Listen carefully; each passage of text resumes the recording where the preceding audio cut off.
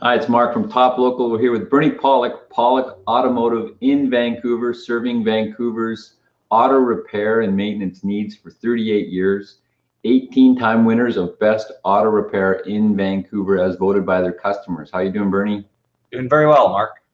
So, 2004 Mini Cooper had a clutch problem. What was going on with the Mini? So this vehicle was brought to our shop. Basically, the owner of the vehicle wasn't able to put the car into gear. Well, you just weren't able to put it in gear forward or reverse. And they had it to another shop who did some repairs, but they didn't have any success in fixing it. They replaced the clutch hydraulics, the slave and master cylinder, but that didn't repair the issue. So I guess I got a little disenchanted and decided to bring it to us to do some work. So how did you determine what was wrong with the clutch? Well, we did a couple of things. First of all, there's to actually bleed the hydraulic system on a Mini can be a little complex.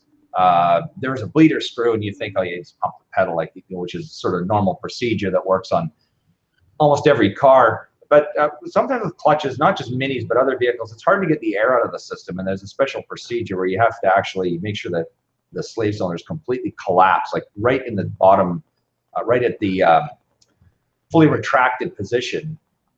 Before you bleed it. So we did that. There was actually a little bit of air in the system, and we were actually able to make a bit of an improvement to the clutch where you could actually shift it into the forward moving gears, but you still couldn't get it in reverse with grind. So there's clearly a problem inside the clutch. So to determine what we had to do, I mean, basically at that point, we established the hydraulic system was all fixed. There was a problem internally, either a broken pressure plate or some other issue. And so do you have some pictures of that? Yeah, I do. So what we found, actually, to get right down to it, as I mentioned, broken pressure plate is one issue. But well, this is the problem we found. Actually, the clutch fork was the part that was broken. Now, the fork attaches to the out of the view of the picture, and outside of the body of the transmission is the clutch slave cylinder, which is actually what, when you push the pedal, that's actually the force is transmitted to the slave cylinder. That actually moves this fork, and this pushes the clutch release bearing. I'll show another picture in a second against the clutch. And this weld here is broken and cracked. It's not an entirely uncommon issue on Minis. So this was broken, and so the bottom end of the fork was pushing fully, but the top end wasn't, so that it wasn't allowing the clutch to release fully. So we'll just go to another picture. This is with the new fork installed. You can see both the arms are good, and this is the clutch release bearing, which pushes against our next picture, which is the actual clutch itself. This is a view. This is bolted up to the engine. There's the flywheel, which is attached to the engine. This is a clutch pressure plate, and there's a disc inside, and that's what's attached to the transmission. So when you push the pedal, these pieces here move. That releases the pressure on the disc, and that's what allows you to be in neutral or to shift gears. So how often do you find clutch forks breaking? That's not something I remember us talking about. No, I don't know if we ever talked about it. It's not really common, but it happens from time to time on any variety of cars. We've had some Subarus with broken clutch forks in the past. We've had a lot of American vehicles where the clutch fork will break. Sometimes they get damaged as well. They do rub against push against the release bearing, so there's some forces that will affect and wear the tabs where the release fork touches the release bearing. But it's not a really common issue, but it does happen from maybe 1 out of 20 to 50 clutches needs a fork replacement. That seems like quite a few. Now, Minis, I've got some experience with the old version, the English-made original Mini, and they were pretty crowded. Is this engine compartment pretty crowded in the new Mini that's made by BMW?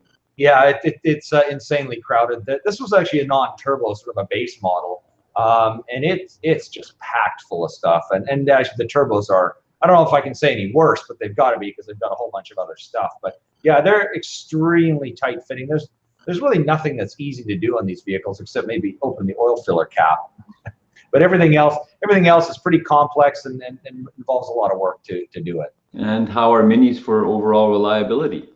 Well, I'm going to use the word fair. There are a lot of things that tend to go wrong with them. I mean, even the clutches don't tend to last all that long in these vehicles. We've had clients with have had by the time they hit 100 or 150,000 kilometers, they've replaced 2 or 3 clutches. So things like that aren't quite as reliable as you'd expect. Belt issues. They've got a lot of plastic parts in the cooling system that fail. So they're not exactly trouble-free vehicles, but people buy them because they like the style of them. and they are kind of fun to drive, especially the Turbo S model is really a real fun vehicle. So there's a bit of a price to be paid for it, but it's it's expected to do a little more repairs than you would on a Toyota Corolla, and you'll be having more fun too.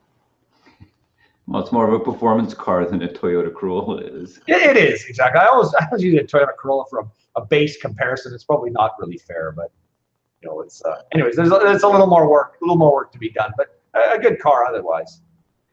So there you go. If you have a Mini in Vancouver that you're needing some service or maintenance on, the guys to see are Pawlik Automotive.